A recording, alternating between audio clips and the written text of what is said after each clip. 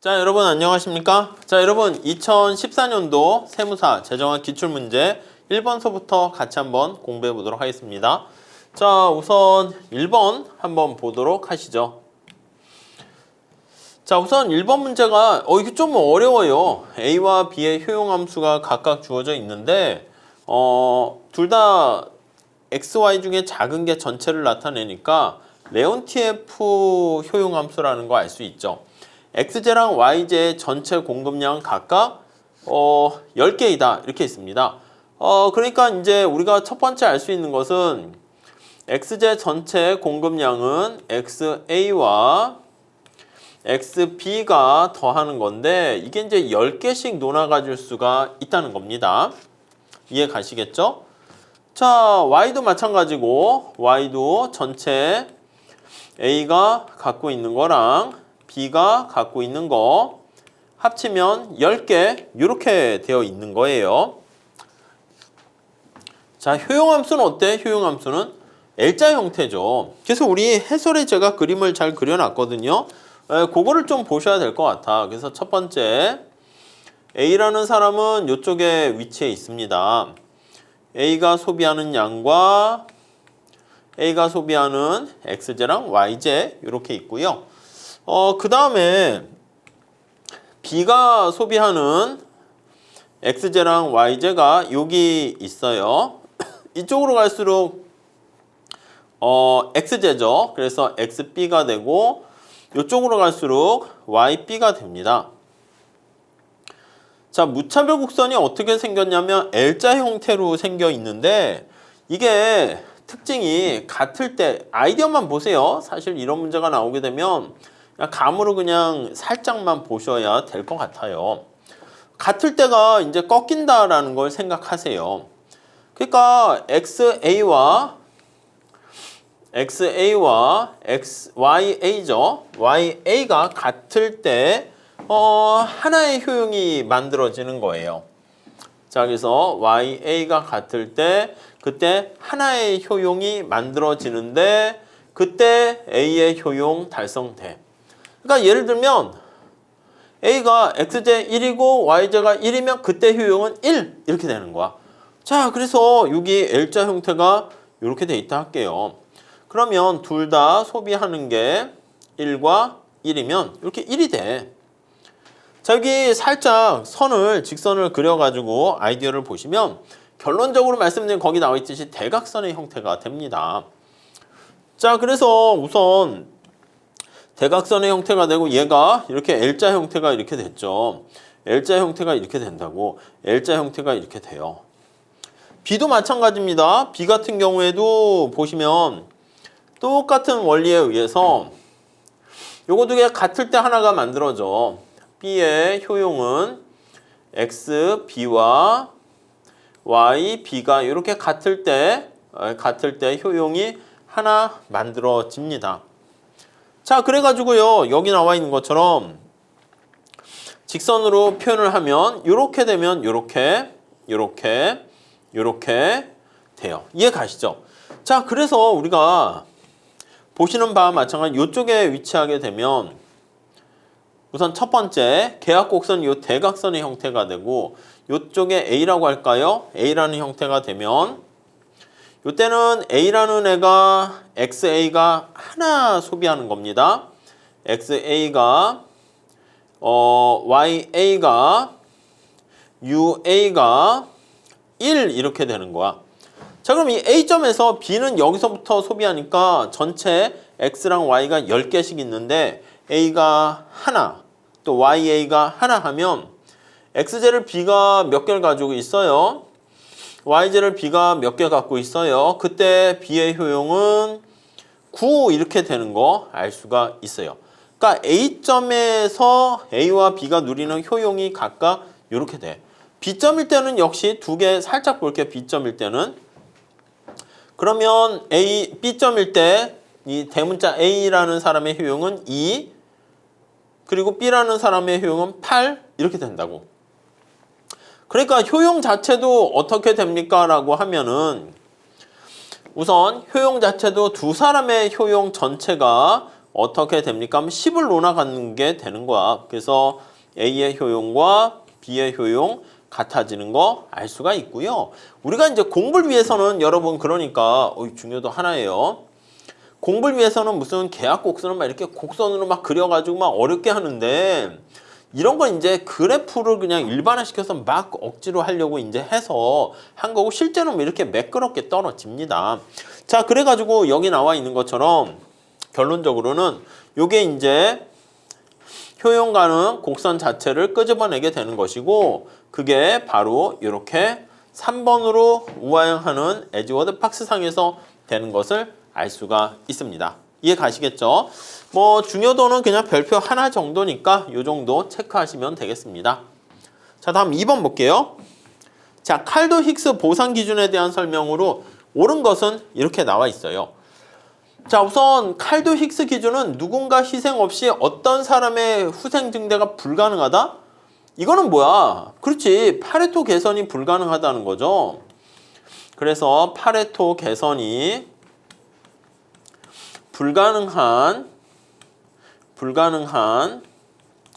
파레토 효율적인 상태다. 이걸 얘기하는 거예요.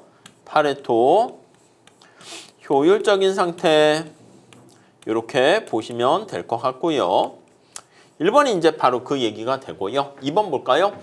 최적 자원 배분을 실현하게 되어 더 이상 파레토 개선이 불가능. 지금 1번하고 2번 같은 말입니다. 이해 가시겠죠? 칼도 힉스 보상은 뭡니까? 그치, 이거는 누군가가 이득을 얻는 사람의 화폐 가치가 누군가 피해를 보는 사람의 피해 가치를 화폐로 나타낸 편익의 가치가 더 크게 되면은 이게 바로 뭐다?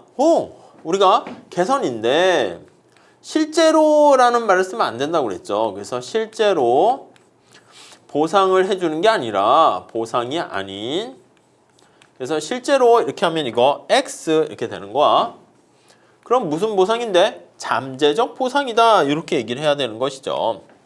자, 그래서 잠재적인 보상이다. 이렇게 보시면 되겠습니다.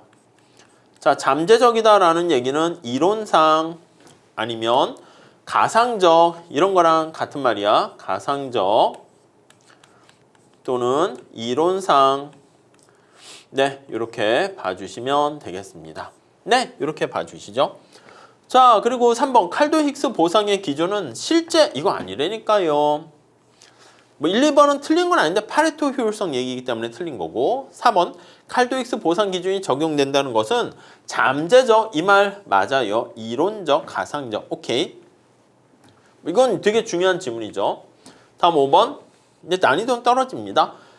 경제 상태 변화에 따라 손해를 입게 되는 사람의 수 아니라니까. 자, 이거 편익에 대한 돈으로 표현합니다. 화폐 가치. 우리가 비용 편익 분석도 마찬가지야. 어떤 공공사업을 다목적댐을 건설했을 때 너 얼마나 이득이야? 그걸 이득을 뭐 효용, 유틸리티 애매하게 하는 게 아니라 야 돈으로 표현해. 나는 말이야 화폐 가치로 해서 100만 원에 이득을 얻게 됐어. 그래? 근데 피해는 얼마야? 역시 화폐 가치로 나는 50만 원에 피해를 입게 됐어. 이렇게 될 거 아니겠습니까? 그럼 이거는 개선이다. 이렇게 얘기한다고요. 자, 그래서 칼도 힉스 기준 보상의 원리 잘 나오니까 잘 체크하시면 되겠습니다. 자, 다음 3번 문제 같이 한번 보도록 하겠습니다.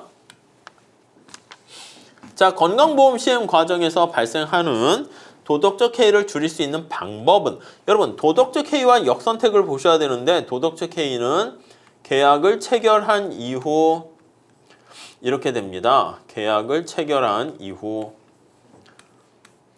그쵸? 도덕적으로 불법은 아닌데 약간 나태해지는 거예요. 나태해진다. 게을러. 최선을 다하지 않는 거야. 열정이 떨어지는 거예요. 이해 가시죠? 자, 그러면 이거 해결하는 방법은 열심히 일할 수 있는 인센티브를 이렇게 유인이라고 하죠.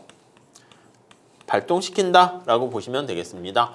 자, 그래서 여기서 첫 번째 나오는 거는 뭐냐면 공제제도라든가 공동보험 이게 이제 유명한 거죠. 이게 가장 기본적으로 보셔야 돼. 그러니까 공제제도는 큰 사고만 사고만 보상을 해줄게 이렇게 하는 거야. 야, 너 말이야, 너 네가 조심 안 하다가 팔다리 부러질 때만 보상해주지 쬐끔 다치고 이런 거 안 해줄래.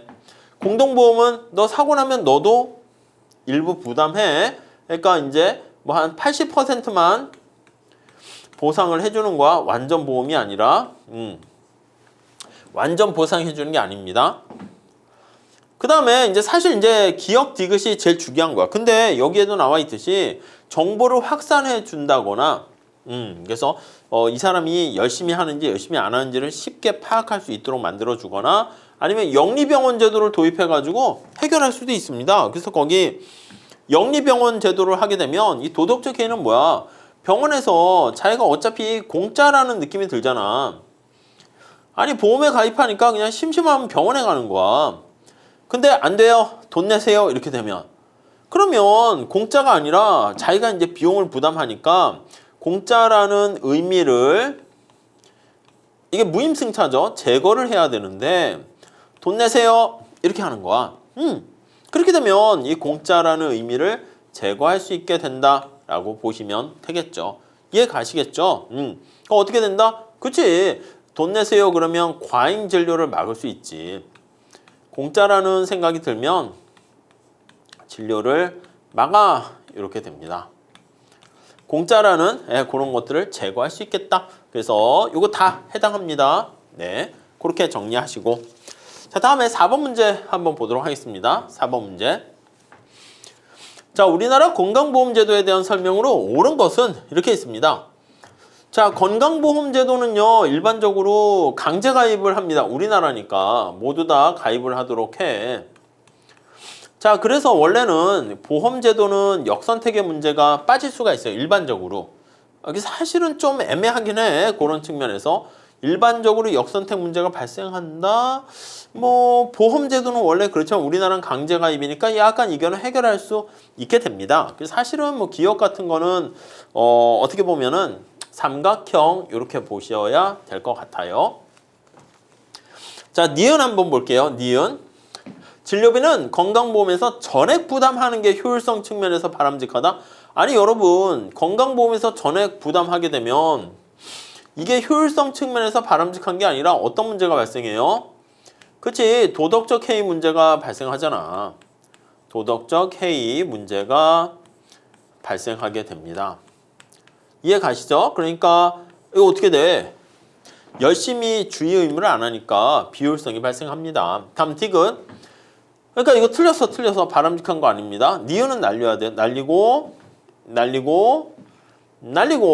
이렇게. 건강보험 당연 그러니까 이거 두 개 중에 그러니까 디귿리을 같은 거는 사실 좀 당연 지정 제도 나 이것 때문에 틀려서 그런 말이 나오면 안 돼요. 그러니까 이건 뭐냐면 거기에 나와 있듯이 당연 지정제라는 것은 바로 해설 살짝 보세요.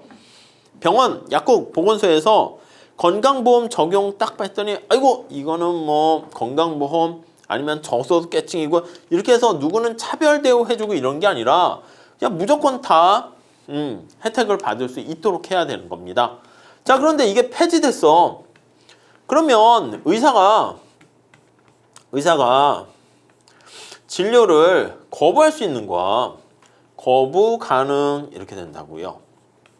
자 이렇게 진료를 거부할 수 있게 되면 어떻게 됩니까? 양극화가 발생할 수 있지. 아시겠죠? 다음 리얼. 건강보험을 통해 제공되는 의료 서비스는 외부성이 높은 맞아요. 이런 의료 서비스 같은 경우는 공공재에 가까운 양의 외부성을 갖고 있다. 이렇게 보시면 되겠죠. 이해 가시죠? 그래서 디귿하고 리얼은 맞는 거야. 그 사실은 이게 그런 측면에서는 기억이 좀 그렇긴 한데 건강보험제도 같은 경우에 강제가입이니까 역선택 문제를 강제가입으로 해결할 수 있어요. 근데 일반적으로 이렇게 얘기했으니까 이것도 맞게 출제를 했습니다. 그래서 완전 강제가입하면 이제 해결할 수는 있도록 만들게 되는 것이죠. 그래서 답은 이게 아니라 여기서 4번 이렇게 보시면 되겠습니다. 그러니까 약간 일반적으로 하게 되면 사실은 뭐 기억도 그렇긴 한데 좀 약간 우리나라라는 말이 붙어 있잖아. 그냥 다시 우리나라라는 특수한 말이 없이 그냥 건강보험제도 이래버리면 그러면 사실은 뭐 기억은 약간 어떻게 보면은 맞는 거라고 할 수 있는데 우리나라 이렇게 나와 있으니까 띵 틀렸다 이렇게 보시면 되겠습니다. 자, 다음 5번 한번 풀어볼게요. 사무엘슨의 공공재 공급에 관한 설명으로 옳지 않은 것은 이렇게 나와 있습니다. 자, 사무엘슨의 공공재 관련해서는 우리가 공공재 관련해서는 이제 이렇게 할 수 있죠. 공공재의 최적 배분 이렇게 보시면 공공재의 최적 공급 네, 두 가지 방법이 있는 거 아시겠죠? 하나는 뭐가 있습니까? 부분균형 접근법이 있고요. 부분균형 또 일반균형 접근 방법이 있습니다. 일반균형 부분균형이야. 자, 부분균형 접근 방법, 일반균형 접근 방법 이렇게 있는데 이 부분균형 접근 방법이다 라고 하면은요 이게 두 가지가 있죠. 하나는 보웬이 있고 린달 방식이 있어. 보웬은 금액입니다. 자, 그리고 린달 방식이 있어요. 린달은 부담 비율입니다. 이쪽으로 옮길게요. 비율입니다. 비율. 전체 공공재 관련된 부담을 너 얼마나 비율로 부담할래 이거고 사무엘슨이죠. 사무엘슨. 자, 사무엘슨 모형이 되겠고 사실 사무엘슨 모형이 위에 걸 다 포함해요. 자, 부분균형 분석은 뭐가 부분이야? 이거는 다시 말씀드리는데 파셜, 공공재만 고려하는 거야. 사용재 고려 안 해요. 공공재만 대상으로 하고요. 일반균형 분석 방법은 뭐가 제너럴한 겁니까? 이거는 공공재랑 사용재를 모두 이렇게 보는 거야. 공공재와 사용재입니다. 공공재와 사용재 모두 대상으로 합니다. 네, 이해 가시죠? 네, 그렇게 봐주시면 되겠습니다. 자, 그러면 한번 볼게요. 후생경제학 입장에서 다음 중 틀린 거야? 공공재 최적 공급 조건을 처음으로 제시했다? 저기요, 처음이 아니라 혹시 세 번째로 제시한 사람이 아닐까요? 아니, 이런 걸 틀리게 하지는 않습니다. 아셨죠? 이런 거에 하면 객관식이 너무 약하신 분이야. 유혹에 너무 많이 빠지게 되는 거예요. 그래서 이 객관식 문제를 잘 공부하다 보면 유혹에 빠지지 않는 그런 연습도 할 수 있게 됩니다. 2번, 사회 구성원의 공공재에 대한 선호가 모두 알려져 있다고 가정한다. 그래요. 공공재에 대한 선호가 다 알려져 있다고 깔고 얘기를 해야 최저 얼마나 돈 낼 생각 있니? 그거를 알 수가 있는 것이죠. 다음 3번, 순수 공공재뿐만 아니라 비순수 공공재를 포함한 여러분 이게 시험장 가서 비순수가 사용재랑 다른 얘기거든. 그렇죠? 우리 어떻게 공공재 할 때는 얘는 비경합성, 비배제성이고 사용재는 경합성과 배제성인데 비순수 공공재는 사용재나 경합성 중에서 하나를 충족하지 못하는 거라고.